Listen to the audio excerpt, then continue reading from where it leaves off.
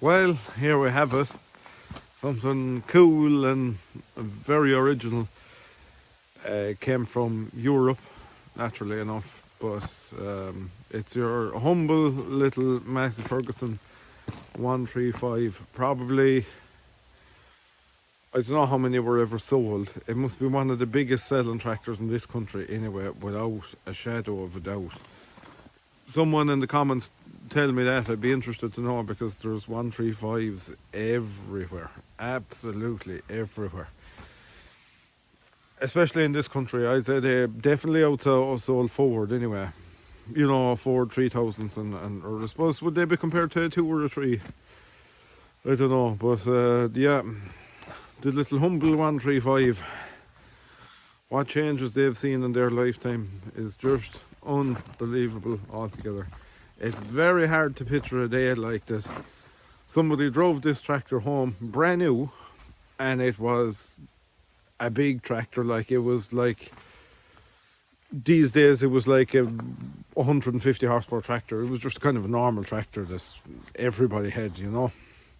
It's amazing how in a very short amount of time life has changed massively. I mean, just look at that Coon mower in the background. Obviously this tractor isn't capable of working that mower, but that mower is even small now, and there's what, 40 years between them maybe. That's a very short amount of time in history, and that'll show you how much agriculture has changed since this lady was new, since that mower was new. What has changed again? I mean, look at all the equipment here around us. There's not one implement maybe suitable here for the 135. It's amazing how it's changed in such a short space of time. But anyway, whatever about that ramblings on, I suppose it's nice to see a little bit of history. And you know, it's they're unique. I suppose this one is unique because of the cab. The cab is in such good condition. But like I say, 135s are absolutely everywhere. Everywhere. And they're a valuable little thing now. It was one time they were thrown everywhere. You just leave them there. You wouldn't even bother selling them because they were worth so little. But valuable tractor now. For lads who just want a kind of a hobby thing, I suppose, and reminisce their childhood, because there's an awful lot of, well, say my parents' generation who would have grown up with these tractors when they were kids. The 135s were kind of new, I suppose. So that's even that. Like when my parents were children, these were a new tractor, and when I was a child, it was 6900 John Deere's, 8340 New Hollands, all that kind of stuff were the new tractors. So that's some change in just a generation. This one has a kind of a unique feature. She has the heavy lift arms. I don't think you're going to see too many 135s with them lift arms. It wouldn't be very to the enthusiasts' liking now, I don't think. If you were a 135 purist, you'd probably be vomiting at this stage looking at that. But what I am going to do with it is I'm probably going to get these two side windows because they let the cab down, obviously. But other than that, the cab is in exceptional order. What were they called? I always knew them as the Flexi cab, but it's called the Sirocco Multi Comfort. I don't know if that's who made the cabs or that's just who made the canvas, but we always called them a Flexi cab. Original toolboxes and everything. Not too rusty. Something you often see absolutely rotted out of them. Couple of dings here and there, but nothing too bad.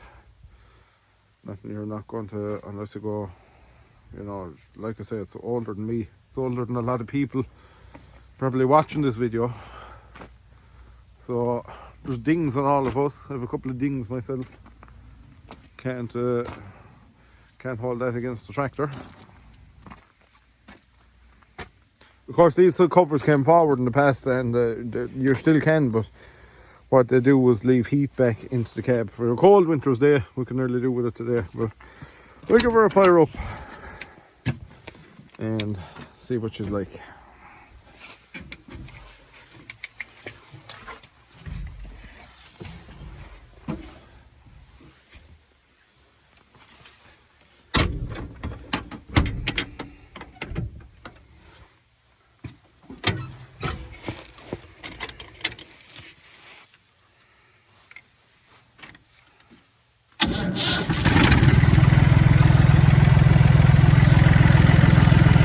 Started fairly quick anyway, didn't it? Red counter is doing something with it. I think it's working properly.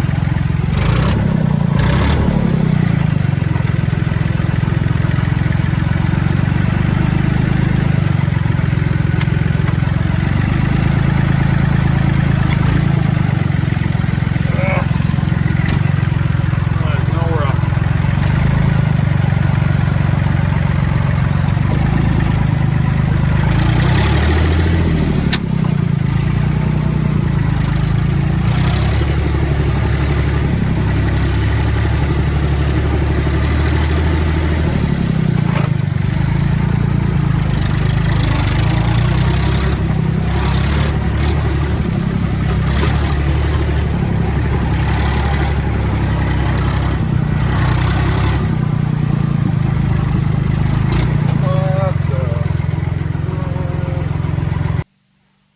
Yeah, forget the 135.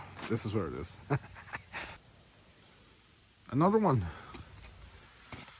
How we keep managing to find them, I don't know, because I do find it hard to find them. How we keep managing to knock across relatively good ones is a mystery to me as well as a lot of people. But this just arrived today. It's a 4-spool one, and I went off mixing a bit of slurry with it. Nice tractor. Bonnet could do with some paint.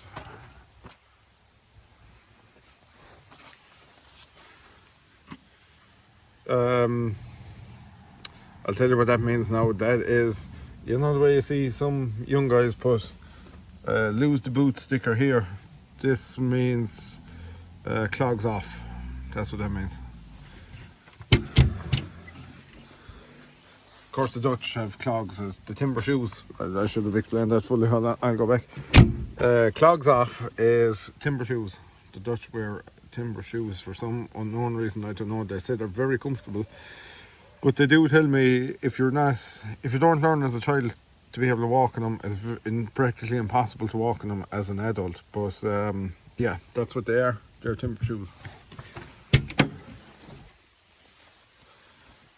And this is more or less support the farmers. This is what this means. Boer is farm and boring is farmers. It's sorry, that one is no farmers, no food, and this is farmers on protests. I think that's what that one is. Picking it up. Or making it up as I go along, maybe you could say, but I idle it on, I'm picking it up as I go along. You can say I'm making it up as you go along if you wish, but whatever. I need to fix this little piece here in the dash, and there's a few little other bits and pieces just to tidy it up, but might get stuck into it next week and make a job of it. It's mixing slurry today, and it went very, very well actually. It's running well. It's a quiet one. Normally they're loud, like. This one is very quiet in the cab. However that is, I don't know, but nice tractor. Thing grows good, engine seems good.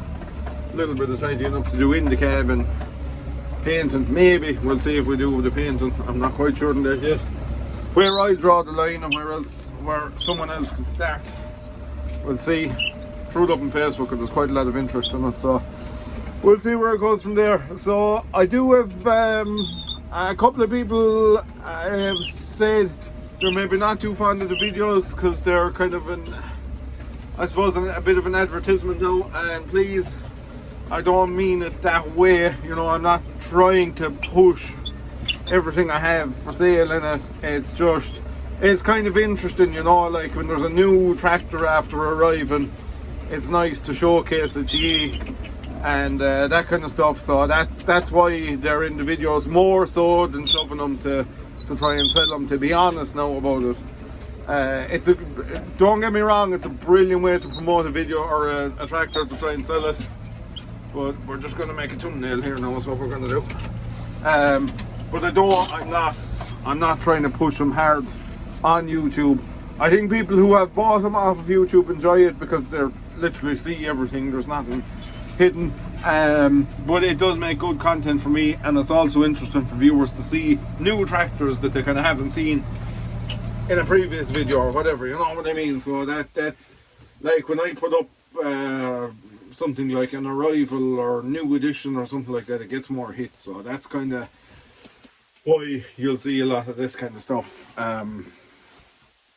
coming up. And of course, it's just interesting. I mean, everybody likes seeing something different. If I was making videos every day about that steel grate there, after 3 or 4 videos you wouldn't watch it. I see it myself, if it gets a bit repetitive. Even the styre in the shade, I know some of you love seeing the styre being done up, but it gets repetitive and the views go downwards after a while. So new stuff always makes good content.